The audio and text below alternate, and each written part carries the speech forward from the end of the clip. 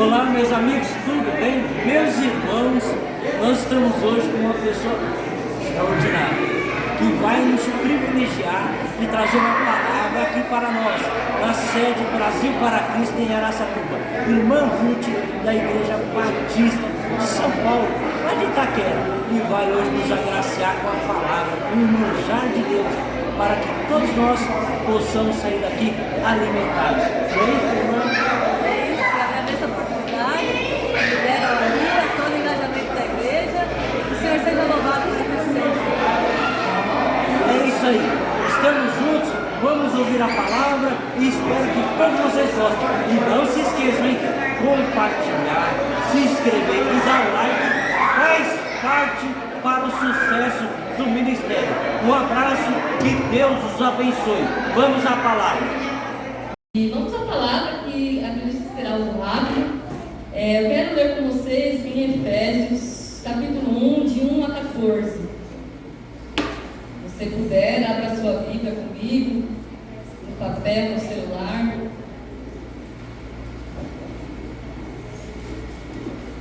O Senhor nos guie, nos dê uma boa palavra, o Espírito Santo me use naquilo que Ele quer usar, naquilo que Ele quer falar, e que o seu coração esteja aberto para aquilo que Ele quer tratar contigo, porque muito Ele já tratou comigo. Todos acharam? Amém? Efésios capítulo 1, de 1 a 14. Efésios capítulo 1, de 1 a 14. Todos acharam? Amém? Amém. Eu vou ler aqui e você acompanha. Aliás, versículo 3. E versículo 1 e 2 são as saudações do apóstolo Paulo.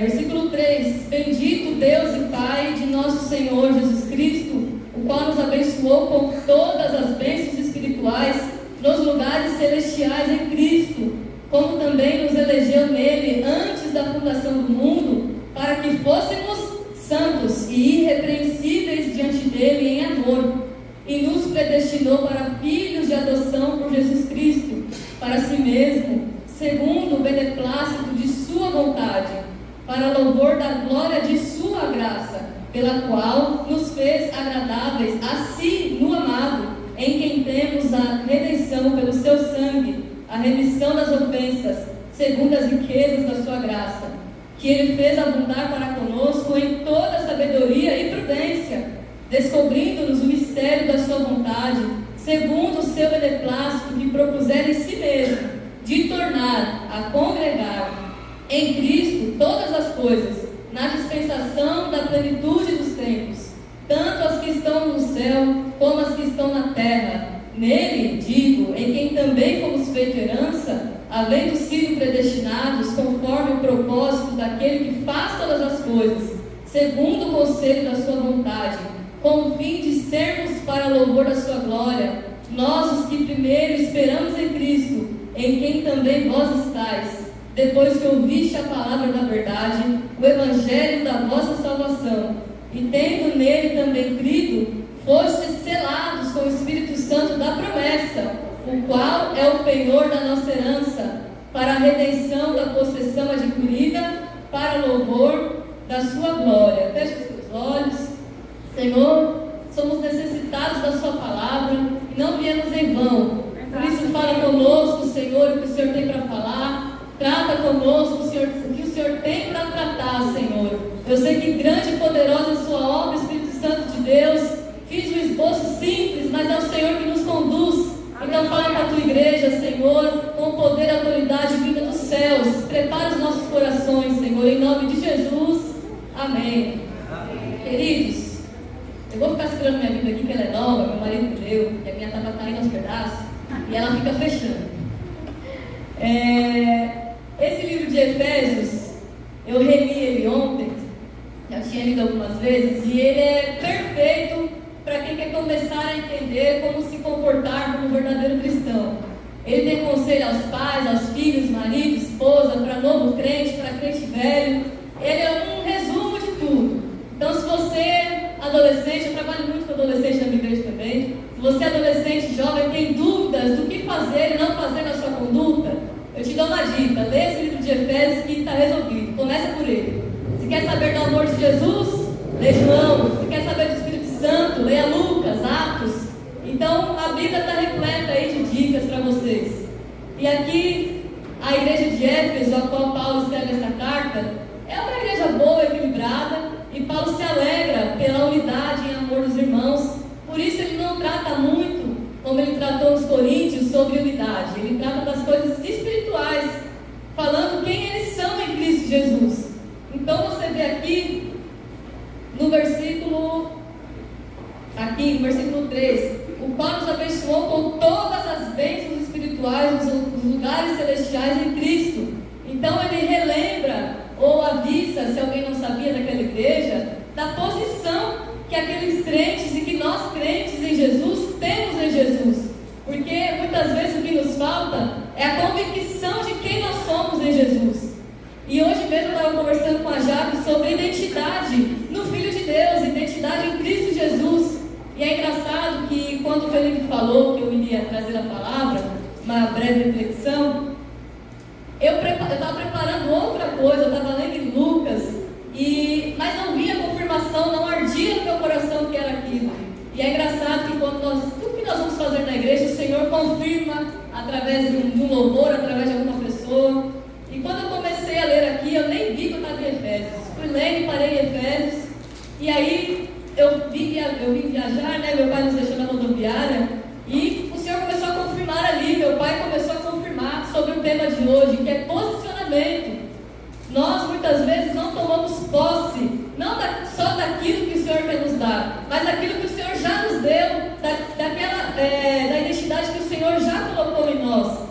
E o Paulo, ele relembra aqui os cristãos: vocês são unidos em amor, é uma igreja que alegra meu coração nas minhas orações, mas vocês são pessoas abençoadas com todas, em dimensão, todas as bênçãos espirituais nos lugares celestiais em Cristo Jesus.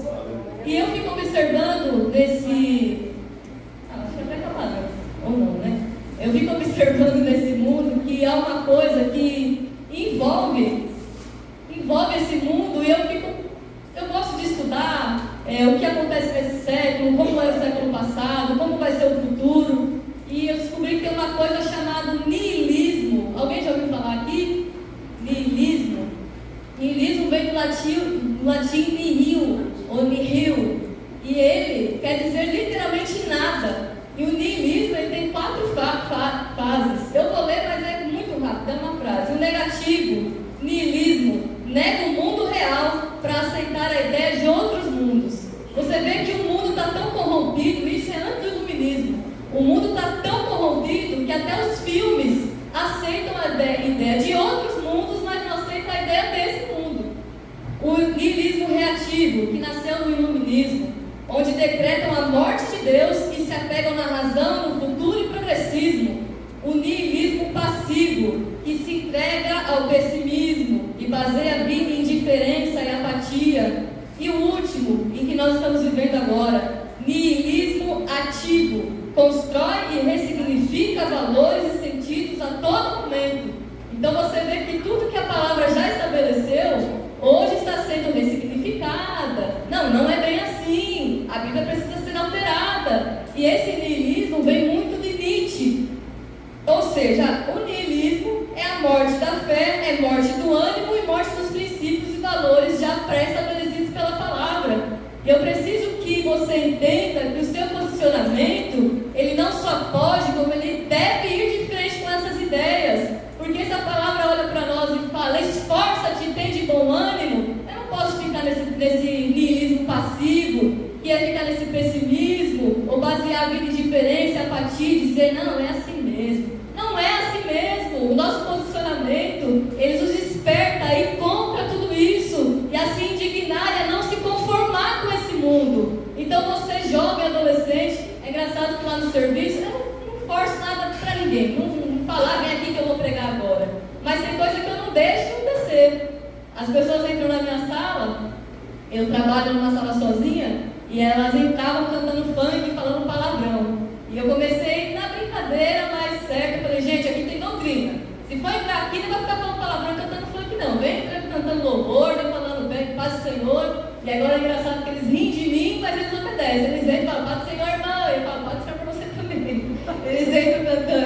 devolve a minha pedra. Eu falei, vocês ficam zoando, mas vocês estão cantando louvor já. Então você, jovem, na simplicidade, se posicione. Você não pode, não só para os jovens, nós não podemos aceitar muitas coisas que estão acontecendo hoje. As pessoas falam que todos os caminhos levam a Deus e que o importante é fazer o bem. Que bem é esse? Que bem embutido é esse? Você fala que faz o bem porque você não mata, porque você não rouba, sendo que se você não ama o seu irmão, você já matou. Sendo que se você olhar uma mulher ou um homem, você já traiu. Que bem é esse que estão falando? Tem uma menina que conversando comigo, ela disse, não, eu faço bem. Eu falei, eu sei. E tem hora que realmente é pérola para porco, não adianta falar. Eu falei, eu sei, ok, você faz o bem, amém. E depois um amigo nosso em comum chegou em mim e falou, ele vai casar. E essa menina mandou um nude para ele. E eu falei, isso é bem? Só porque você não roubou, não matou, não faz isso, não faz aquilo, isso é bem? E eu conversando com ela um dia, eu tenho essa liberdade, eu falei, você não obedece seu pai te pediu para não fazer tatuagem, é uma coisa simples, e você não obedeceu, isso é bem? Então o bem está muito mais profundo do que a gente está pensando. E o posicionamento em Cristo, em jejum e oração, ele nos ensina a nos posicionar e em outras situações também, profissionalmente, ministerialmente, na família, a gente começa a se posicionar e não aceitar situações. O pai e a mãe começam a não aceitar mais que os filhos não venham mais para a igreja, os filhos começam a não aceitar mais que os pais ainda não se converteram e passam a dar testemunhos dos seus lares. Então a oração e o jejum, como diz em Lucas, se vós que sois maus, sabem dar boas dádivas aos vossos filhos, quanto mais o Pai Celestial não dará o Espírito Santo a todos aqueles que o pedirem. Então o posicionamento te faz orar, te faz jejuar com alegria e receber coisas que já estão preparadas para você ali no secreto, porque a fé é o firme fundamento das coisas que não se veem, mas não quer dizer que não existe. Tem coisas que já existem no mundo espiritual, porque aqui fala que nós já fomos abençoados com todas as bênçãos espirituais. Então, queridos, as coisas já estão preparadas para nós. E o nosso posicionamento é agora tomar posse de dom, de talento, de coisas que vão edificar a igreja, tomar posse de sair e falar, eu tenho autoridade do Espírito Santo para expulsar demônios, para falar em línguas, poder para colocar a mão e para curar. Tem coisas jovens que já estão preparadas para você no mundo espiritual. E você precisa agora se posicionar. E às vezes se posicionar e só falar, Senhor, faz em mim a tua vontade, porque eu estou aceitada com Cristo nas regiões celestiais. Você tem noção do que é estar aceitada acima de principado e potestade? Eu vou escutar um testemunho que nós vimos, o João e eu, Luiz e Ana, né? Aquele casal, eles passavam numa praça que sempre tinha assalto, sempre estava suja, cheia de entulho, e no mundo espiritual eles perceberam que ali havia uma potestade, um principado, e toda vez, quase todo dia tinha assalto. A menina sentiu no seu coração e o homem teve uma visão de um espírito maligno naquela praça. E quando eles se posicionaram e começaram a profetizar libertação dos cativos ali, a prefeitura se mobilizou e começou a capinar a praça, começou a arrumar e limpar e nunca mais teve assalto. Então muita coisa que acontece na nossa volta, a gente fala, isso não é nada não. Isso é coisa da minha cabeça, isso é coisa do meu coração é enganoso. Mas o Senhor, Ele fala com você no seu espírito, nas suas entranhas, Ele pede para você orar. Muitas vezes, meu irmão, nosso irmão Tiago, mais velho, quando ele estava em depressão, o Senhor me despertava e falava, pega o olho e vai ungir ele. Eu falava, Senhor, não tenho autoridade nenhuma, não sou consagrada a nada. E ele falava isso, você está aceitada acima de principados, acima de potestade. Pega esse olho, desce e vai orar por ele. Meu irmão tinha pânico, ele só dormia com a TV ligada, ele não dormia sozinho. E às vezes quando ele pegava no sono, na hora o Senhor me despertava. E eu descia, eu tinha medo de acordar porque ele estava muito agressivo. E eu orava às vezes de longe. E hoje eu vejo meu irmão pregando. Hoje eu vejo meu irmão ministrando a vida de jovens. Libertação de depressão, de toda a pressão maligna que acontece. Então muitas coisas que acontecem